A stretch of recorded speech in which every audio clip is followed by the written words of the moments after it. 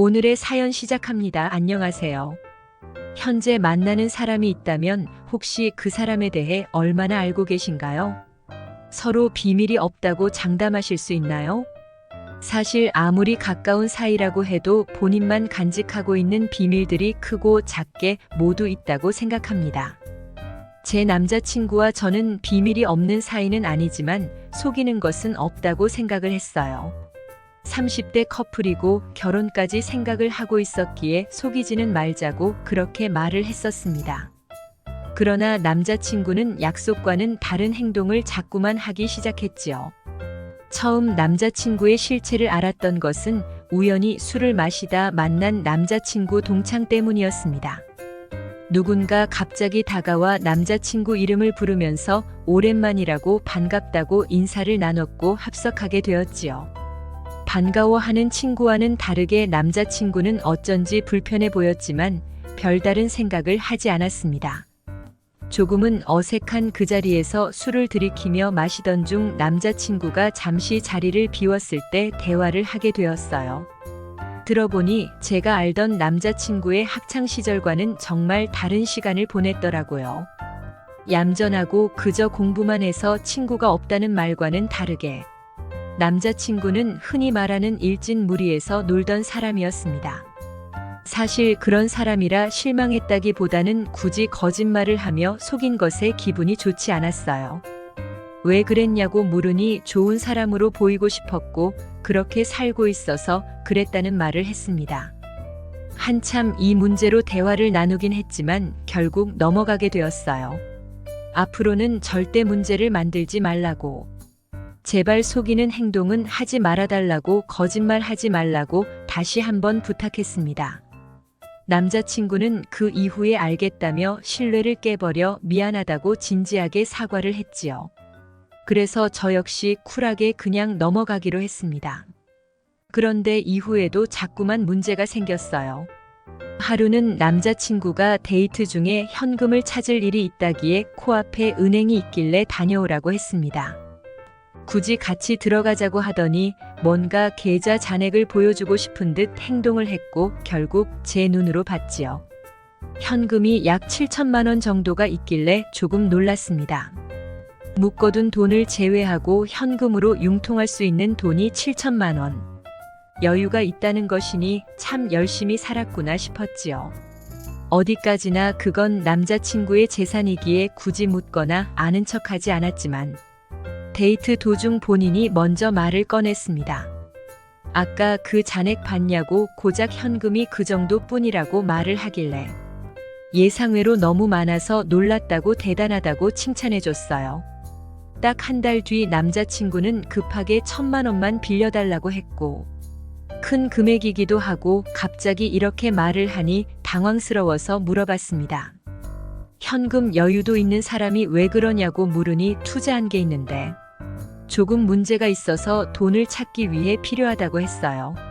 물론 저는 돈을 빌려주지 않았고 문제가 생기지 않을 거라고 생각했는데 여기서 또 문제가 발생했습니다. 남자친구가 보여준 7천만 원은 전부 사금융권에서 대출받은 돈이었고 그걸로 돈놀이를 하고 있었어요. 회사를 다니는 것도 거짓이었고 내내 그렇게 돈을 잃고 따면서 먹고 살았던 겁니다.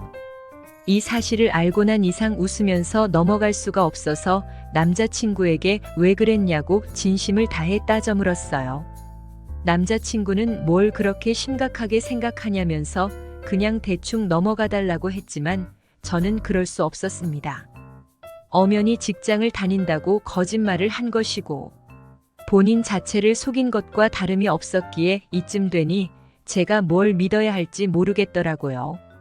과연 이 사람에게 진짜는 있는 건지 제가 믿을 수 있는 부분은 어디서부터 어디까지인지 모르겠었습니다. 점점 생각을 할수록 뭔가 남자친구라는 사람이 누군지 모르겠더라고요. 그래서 진지하게 고민 끝에 이별을 고했고 남자친구는 받아주지 않았습니다. 며칠 내내 찾아와서 빌고 또 빌다가 한동안 잠잠하기에 이제야 포기를 했구나 싶었는데 아니었어요. 남자친구는 포기를 한 것이 아니었고 저를 다시 잡기 위해 번듯한 직장에 들어간 것을 인증해줬고 본인의 계좌 내역을 다 보내줬습니다. 현재 어떻게 빚을 갚고 있는지, 본인이 정말 잘못했다고 이제 그러지 않겠다고 제게 맞는 사람으로 살겠다고 하더군요. 저 말을 듣고 결국 다시 만났고 제가 뭐라고 제게 맞는 사람으로 살려고 하지 말고 그냥 당신 자체로 빛나길 바란다고 했습니다. 그 이후 꽤 평온하게 지냈고 남자친구는 정말 성실하게 살았어요. 빚을 갚기 위해 투잡까지 해가며 열심히 사는 그 모습에 다시 한번 사랑하게 되었습니다. 그래서 더는 남자친구가 저를 실망시키는 일은 없을 거라고 생각했고 저는 안심하게 되었어요. 딱 이날 제가 남자친구 집에 서프라이즈로 방문하지 않았다면 몰랐을 겁니다. 몸이 많이 아파서 3일 내내 앓고 있기에 아무래도 죽이라도 사다 주자 싶어 기습 방문을 했지요. 그런데 현관에서 웬 아기 목소리가 들렸고 이어 여자 목소리도 들렸습니다. 무슨 상황인지 전혀 짐작조차 할 수 없어서 급하게 문을 열고 들어갔는데 남자친구와 정말 똑같이 생긴 아이가 있었어요. 저를 바라보는 그 세 사람의 눈빛이 잊혀지지 않습니다. 알고 보니 남자친구는 이혼남이었고 전처와 아직도 연락해서 만나는 그런 사이였지요.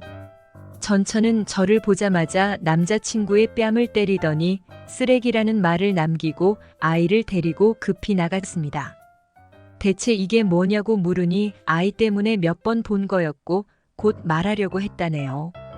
결국 남자친구는 또 저를 속였고 그냥 속인 것도 아니라 회복 자체가 불가능한 거짓말을 한 거였습니다. 이런 남자친구의 말은 어느 것 하나 믿을 수 있는 게 없어서 저는 혼란스러웠어요.